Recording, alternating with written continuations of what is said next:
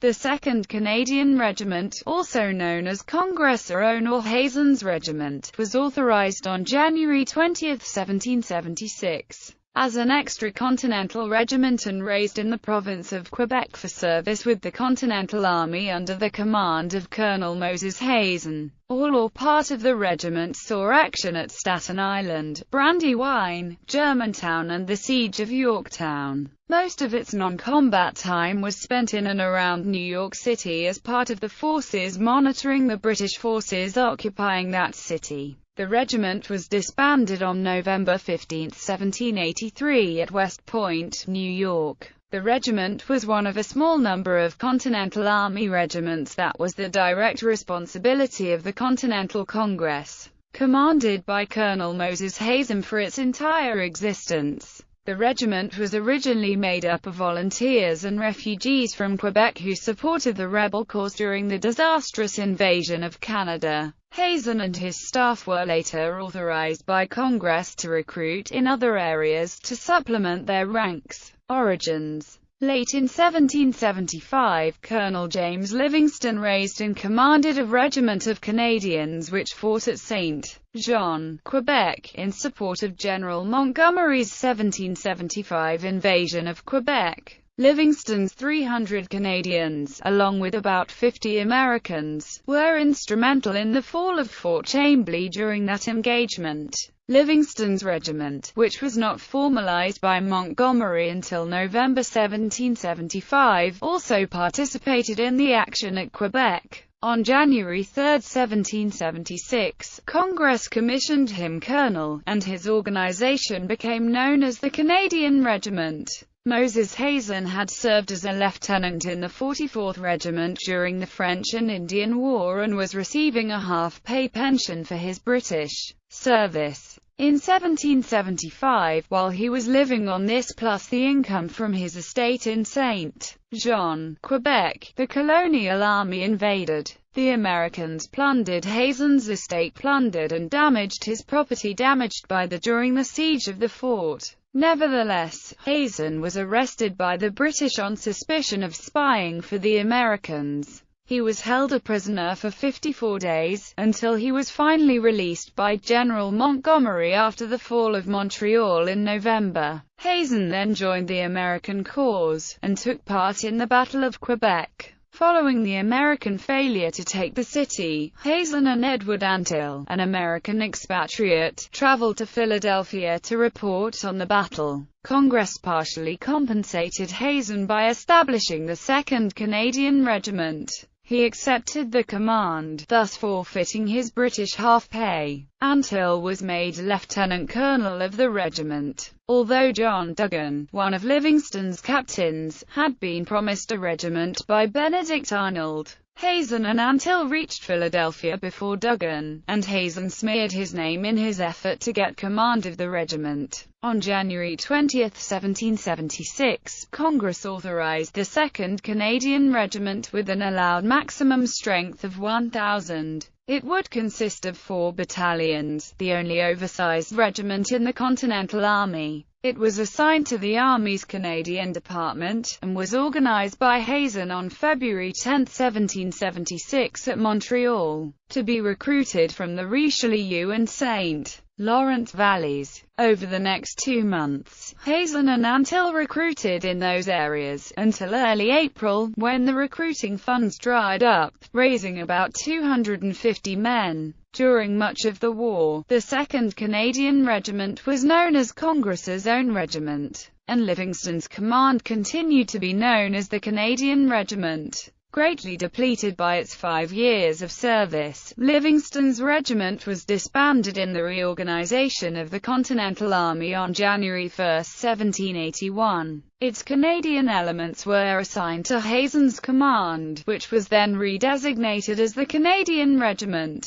Montreal and retreat. The regiment was first assigned to garrison duty in and around Montreal, which was under Major General David Wooster's command. In March 1776, Worcester went to Quebec City to assume command of the army there. Hazen was temporarily placed in command of the forces at Montreal until Benedict Arnold arrived from Quebec in April. Arnold then assigned the regiment to guard duty at Fort Chambly, where it remained until the American retreat in June 1776. On July 2, the Canadian Department was disbanded, and regiment was reassigned to the Northern Department. The regiment was at Fort Ticonderoga in July 1776, Albany in September, and then Fishkill, New York for winter quarters. By the time the regiment reached Albany, its strength had dropped to about 100. On November 12, the regiment was assigned to the Highlands Department. It was reorganized on January 1, 1777 to consist of 4 battalions, and Hazen was given permission to recruit at large, that is, he was allowed to recruit from any states, not just Quebec. These recruitment efforts met with mixed success, as most states had been assigned quotas for troop recruitment to fill their line companies, and thus preferred to have men enter those commands rather than Hazen's. On January 8, the regiment was assigned to the Main Army, New Jersey campaign. The regiment was at Princeton, New Jersey as early as May 19, 1777, where it was assigned on May 22 to the 2nd Maryland Brigade of the Main Army. In early August the regiment, brigaded as part of General John Sullivan's division, was encamped at Hanover, New Jersey. Several of the regiment's companies participated in the Battle of Staten Island on August 22, 1777. Its losses included 8 officers and 40 men, with the captured including Antill and Captain James Heron. Antill would not be exchanged until November 10, 1780. The 25th of August 1777. This moment, while writing, Colo. Hazen showed me a letter, giving an account of an attempt by Gen. Sullivan on the enemy on Staten Island last Thursday. One party under Colo. Ogden of 500 surprised the enemy, killed a few, made 100 prisoners and returned. Sullivan commanded DeBoris Brigade. He killed 5 and made 30 prisoners. Gen. Smallwood had no luck. He was discovered and the enemy escaped. So far success. About 9 o'clock the 2 brigades joined, and began to cross at the old Blazing Star. Before all our men got over, the enemy came up and attacked 150 of our men. Our people behaved bravely, drove the enemy several times, but were overpowered. We had but a few killed. We lost 130 privates prisoners. Colo. Antill, Major Woodson, Major Stewart, Major Tillard, Captain Carlisle, and Duffy a surgeon's mate taken. Captain Hoven, Lieutenant Campbell, Lt.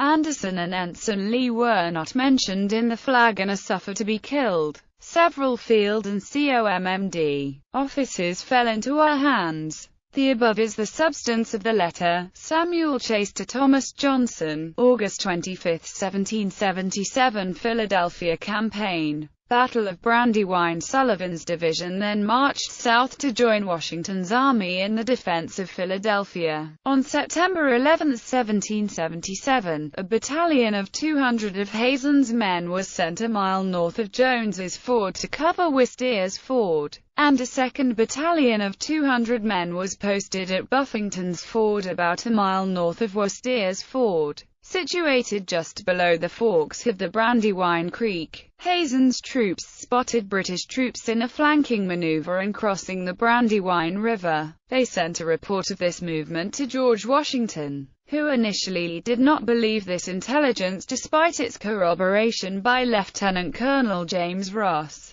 The regiment lost 4 officers and 73 men in the battle. Battle of Germantown. Still under Sullivan's command, the regiment participated in the Battle of Germantown on October 4, 1777. The British were encamped at Germantown northwest of Philadelphia. On the evening of October 3, General Washington ordered his troops, encamped at Skippack Creek on the north side of the Schuylkill River, to march 17 miles as part of a planned surprise attack on the British at daybreak. The Americans would then descend upon Germantown from the north in 4 columns, under the commands of Generals Sullivan, Greene, Armstrong and Smallwood, along 4 main roads leading into Germantown. The main effort of the advance was to be General Sullivan leading the column on the right and General Nathaniel Greene on the left. Sullivan's column, with the Continental troops of his own division and others, was to advance down Germantown Road against Howe's center. The regiment was part of the platoon of the advance party that first entered Germantown before the battle became general.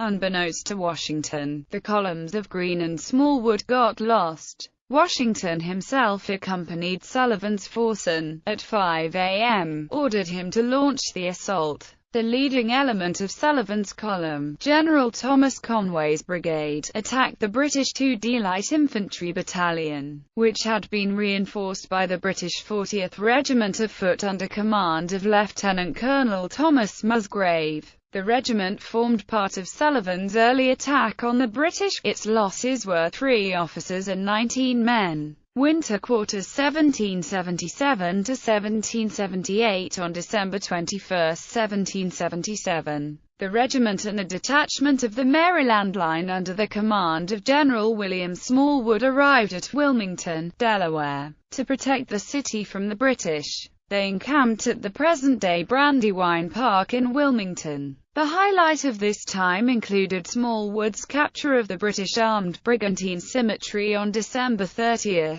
This ship was laden with supplies, including winter clothing, en route to the British in Philadelphia.